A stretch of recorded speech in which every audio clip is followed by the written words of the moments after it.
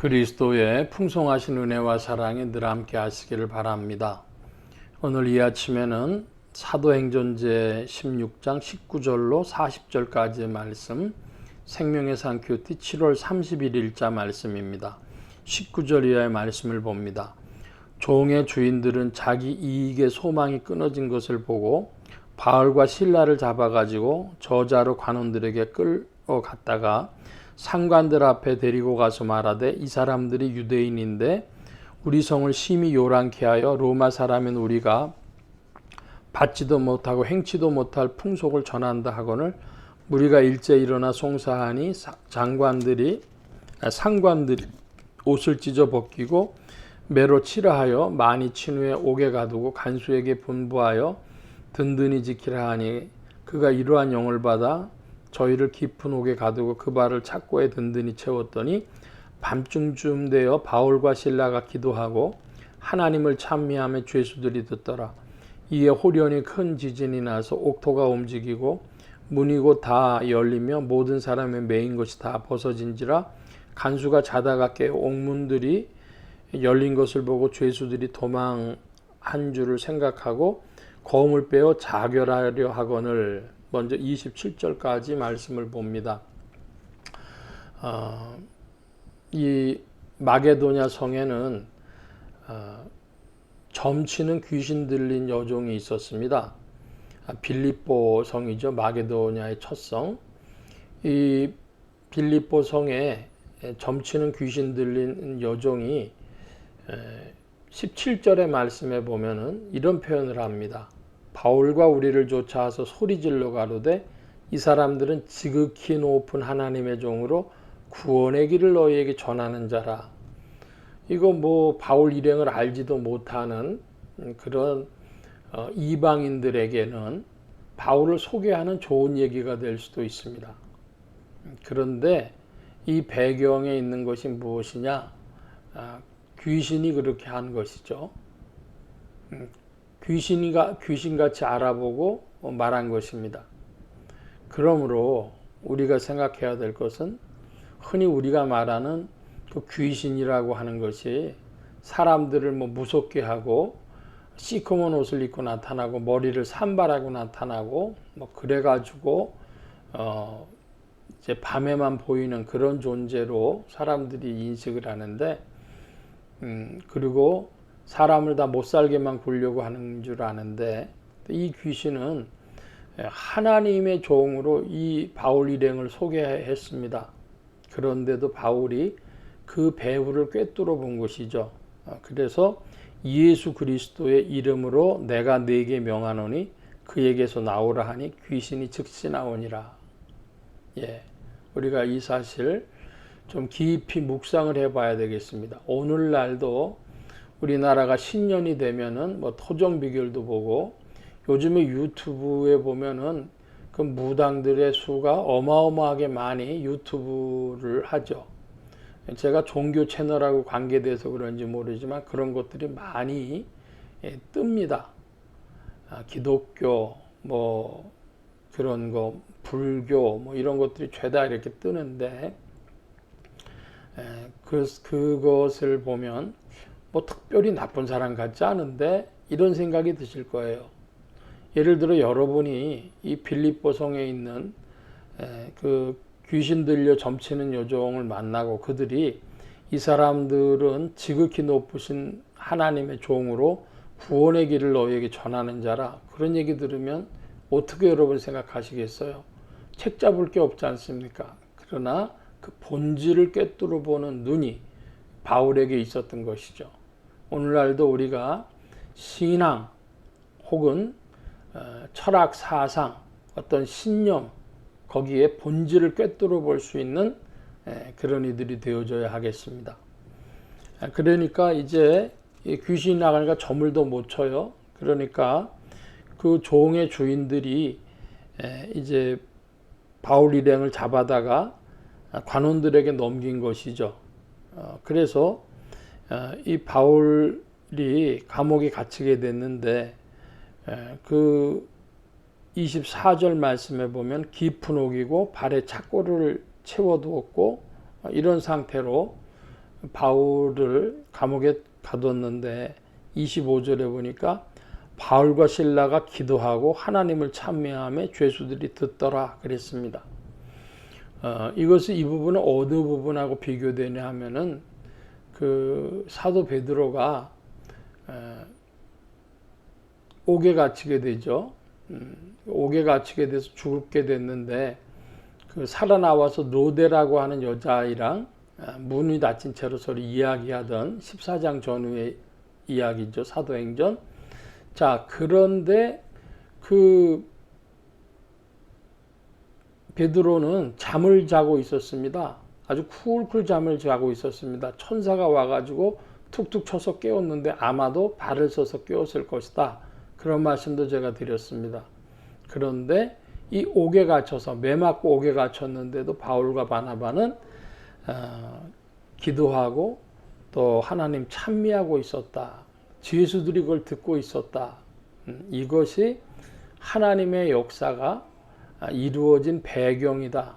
저는 그와 같이 믿습니다. 하나님께 영광이 된 것이죠. 타이밍상 이제 어떤 사건이 일어나는데, 그러므로 오늘날 우리가 지상에서 믿음을 보이면 하나님의 시나리오는 사람들이 요즘에 보니까 컴퓨터로 시나리오 쓰는 것도 있지 않습니까? 열린 결말로 어떤 지점에서 뭐를 택하면은 또 거기에 대해서 여러 가지가 나오고 또 여러 가지 선택이 나오고 막 이런 식으로 이 바울과 실라가 기도하고 하나님 찬미한 것을 감옥에 있는 사람들이 들으면서 하나님이 영광을 받으신 것이죠.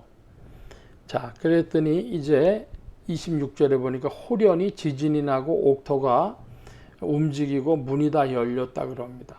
하나님의 권능이 나타난 것이고, 즉 이제 천사들이 일한 것이죠. 그랬더니 이 간수가 자결하려고 하는 것이 27절에 나옵니다. 이유가 뭐냐? 그러면은 죄수들이 도망가면 그 당시 로마 법으로는 도망간 사람만큼 대신 감옥으로 들어가야 됩니다. 간수가 들어가고 한 사람이 들어가면 간수 혼자 들어가겠지만 여러 사람이 들어가면 간수의 가족들까지도 연좌제로 감옥에 들어가야 돼요. 자, 그런데 그 간수가 자결을 하면 거기서 그 문제가 끝이 납니다. 그러니까 간수가 자결하려고 했던 것은 자기 가족들을 보호하려고 자결하려고 했던 것이다. 이렇게 보면 되겠습니다. 28절 이하의 말씀 봅니다. 바울이 크게 소리질러 가로되 네 몸을 상하지 말라, 우리가 다 여기 있노라 하니 간수가 등불을 달라고 하며 뛰어들어가 무서워 떨며 바울과 실라 앞에 부복하고 저희를 데리고 나아가 가로되 선생들아, 내가 어떻게 하여야 구원을 얻으리이까 하거늘 가로되 주 예수를 믿으라. 그리하면 너와 내 집이 구원을 얻으리라 하고 주의 말씀은 그 사람과 그 집에 있는 모든 사람에게 전하더라. 간수가 너무 고마웠죠. 한 사람도 도망가지 않으니까 자기와 자기 가족들 목숨이 살았습니다. 그랬더니 이들이 이 복음 전파하고 있다고 하는 사실을 계략적으로 알았을 것입니다. 간수는. 그러므로 어떻게 하면 우리가 구원 얻을 수 있습니까? 내가 어떻게 하면 구원을 얻을 수 있습니까? 했더니 주 예수를 믿으라 할 때에 이가 이제 그 집 사람 모든 사람들을 모아놓고 거기에서 복음을, 주의 말씀을 전파하게 된 것이죠. 33절 이하입니다. 밤 그 시에 간수가 저희를 데려다가 그 맞은 자리를 씻기고 자기와 그 권속에다 세례를 받은 후 저희를 데리고 자기 집에 올라가서 음식을 차려 먹고 저와 온 집이 하나님을 믿었으므로 크게 기뻐하니라.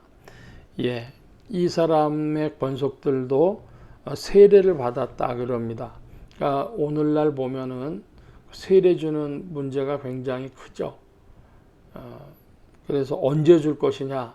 한국 교회는 2000년대 이전에는 주로 학습 세례를 했습니다. 학습 문답을 먼저 해서 합격한 후에, 그리고 그 후에 6개월 이상이 지난 후에 이제 세례를 줬습니다. 근데 이제는 또 성경에 더 가까이 하려고 안 그렇게 하는 교회들도 있는 것을 봅니다. 그러니까 이제 세례를 바로 주었다. 믿음을 고백하니까 바로 주었다. 이 말씀입니다. 35절 이하입니다.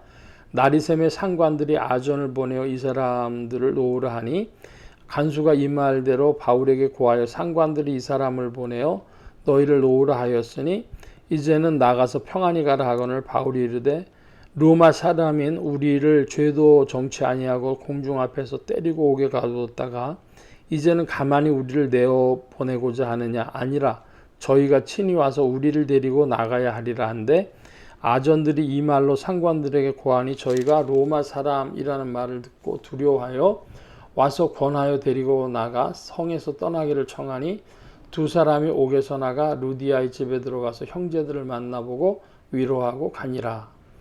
40절까지의 말씀을 보았는데 이제 바울 일행이 옥으로 돌아갔습니다. 간수의 집에서 옥으로 돌아갔는데 좋은 소식이 들려요. 나가도 된다. 옥에서 나가도 된다. 그랬더니 바울이 그냥 안 나갑니다. 로마 사람인데 우리가 로마 사람인데 죄도 정하지 않고 공중 앞에서 우리를 때리고 옥에 가두었다가 이제 우리를 내보내려고 하느냐. 죄가 없는데 왜 때리고 왜 옥에 가둡니까? 그것도 로마 사람은 그 당시에 특권이 있었습니다. 로마 사람은 로마에서 재판받는, 황제 앞에서 재판받는 특권이 있었어요. 그러니까 이제 이 상관들은 큰 잘못을 저지른 겁니다. 그래서 그 일 때문에 상관들이 잘못 저지른 일 때문에 자기들의 신상에 해가 갈까봐 아마도 한국말로 아주 급히 달려갔을 겁니다. 버선발로 달려가서 로마 사람이셨습니까? 죄송합니다. 그러면서 이 바울 일행을 모셔다가 갔을 것으로 성 밖으로 가서 데리고 나가서 성에서 떠나기를 청했을 것으로 봅니다. 자, 그런데 바울이 이 로마 시민권에 대해서 거론한 이유가 있다고 성경학자들은 봐요. 그 바울이 자신이 로마 사람이었다고 꺼낸 이유는 뭐냐 하면 복음을 들은 사람들을 보호하고자 하는 목적이 있었다고 합니다. 즉 무슨 말이냐 그러면 이 로마의 군병들이 자신들 그 빌립보 성에 있는 사람들의 고소나 고발로 인해서 예수 믿는 사람들에 대한 이야기가 들어왔을 때 잡아들이거나 핍박을 가할 우려가 있었는데 이 상관의 약점을 잡고 나아감으로 바울의 복음을 들은 이 이방인들이 해를 당하는 것을 즉 이 로마의 군병을 통해서 관원을 통해서 해를 받는 일을 면피해 주었다고 성경학자들은 해석을 합니다. 그것도 일리가 있다고 봅니다. 바울이 단순히 다 맞고 감옥까지 나왔는데 굳이 이 로마 시민권을 거론한 이유는 이 빌립보 성에 있는 관원들, 군병들을 묶어두기 위해서, 권력을 묶어두기 위해서 그렇게 거론한 것으로 볼 수 있겠습니다. 옥에서 나온 바울이 루디아의 집에 들어가서 위로하고 갔다 그럽니다. 얼마나 걱정했겠습니까? 그래서 위로하고 갔다. 오늘도 걱정하는 사람들은 위로받아야 합니다. 부모님들이 자식 걱정하죠? 그럼 자식들은 부모님의 마음을 풀어줘야 합니다. 저 건강합니다. 잘 갔다 왔습니다. 잘 되고 있습니다. 이렇게 이야기하는 것들 보통의 사람들은 그렇게 하죠. 그래서 이런 우리가 서로 인격적인 만남 속에 위로받고 위로해야 한다는 것 기억해야겠습니다. 오늘 말씀 여기까지 봅니다. 기도하겠습니다.